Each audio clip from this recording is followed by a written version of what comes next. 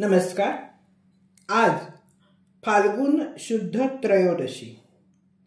संत निळोबांचा हा अभंग. येथे तुझ लागी बोलवले कोणी, प्रार्थिल्या वाचुनी आलीस का.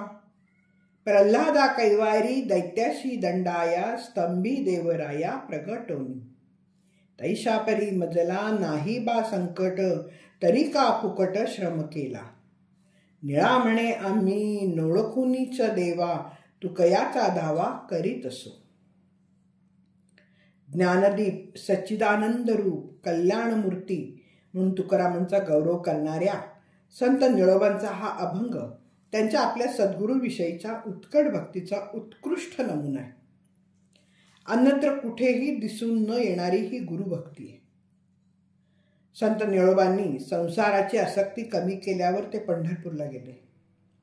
तेथे तुकाराम महाराजांच्या चरित्राबरोबरच त्यांचा भक्तीचा जिव्हाळा, त्यांचे विठ्ठल प्रेम ऐकून निळोबा भारावून गेले.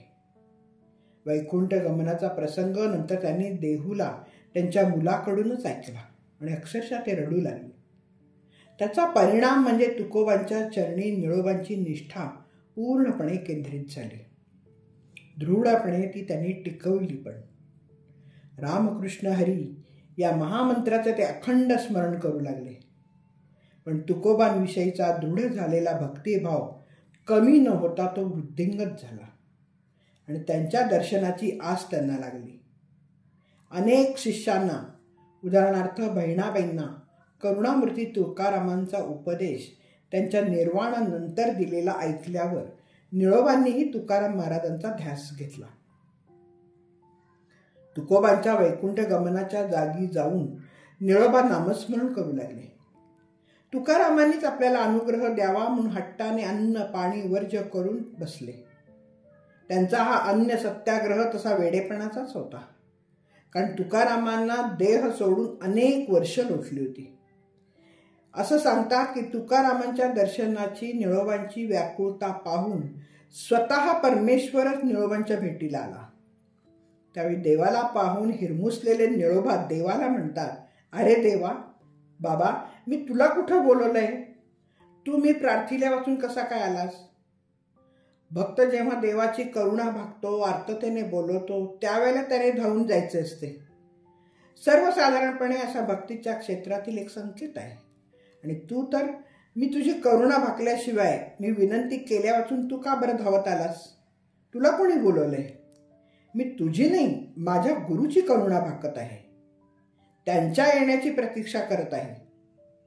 भक्त प्रल्हाद संकटात पडल्यावर त्याचा कैवार घेऊन तू त्याचा बाप हिरण्यकश्यपूला दंड देण्यासाठी खांबातून प्रकट झाला, हे ठीक आहे. तसे संकट काही माझ्यावर मुळीच आलेले नाही. बाबा रे, हे धावत येण्याचे तुझे कष्ट वाया गेले. तू फुकट श्रम घेतलेस. पुढे तुकाराम भक्त निळोबांना म्हणतात, मी तर देवाला ओळखतच नाही. मी फक्त तुकाराम महाराजांचा धावा करीत होतो. आपला स्पष्ट निर्धार व्यक्त करून ते तुकारामांच्या दर्शनासाठी पुन्हा ध्यानस्थ बसले. 42 दिवस प्राणांकित उपोषण केल्यावर फार अंत पाहायला नको म्हणून तुकाराम महाराज तेथे अवतीर्ण झाले. निळोबांची गुरुभक्ती, त्यासाठी केलेला निश्चय पाहून तुकोबांना वैकुंठातून यावंच लागलं. पुढील कथाभागही निळोबांनी अगदी रसभरीत वर्णन करून सांगितलंय.